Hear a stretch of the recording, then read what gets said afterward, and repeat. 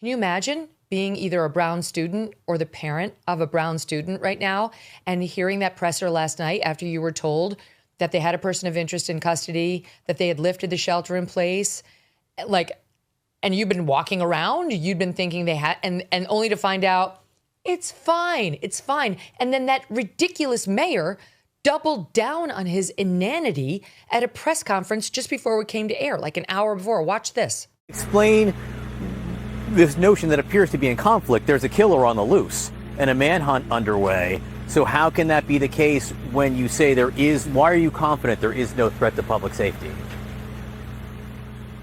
The call came in for the shooting at 4:05 p.m. on Saturday. It's Monday morning, 10 a.m. Eastern, and there has not been a single credible or specific threat that we've received since that time.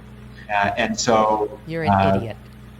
Just because of those facts, that's why we believe it is safe and appropriate for residents in Providence to be sending their kids to school today and to be out in the community.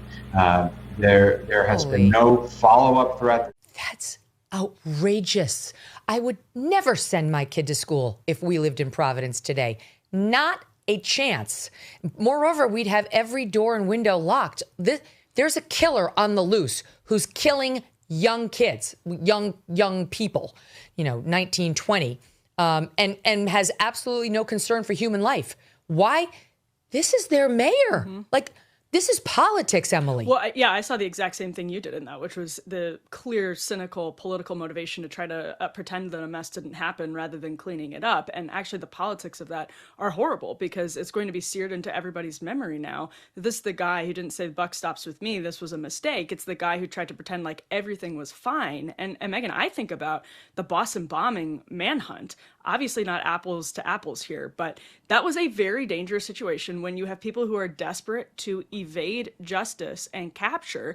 They end up, in some cases, doing very dangerous, desperate things. So let alone another reason why you should be sheltering in place if you're in Providence, Rhode Island right now, because who knows if someone's trying to, for example, hide under a boat and gets into a shootout with law enforcement. These things are all well within the realm of possibility. Like with the Boston Marathon bomber. Exactly.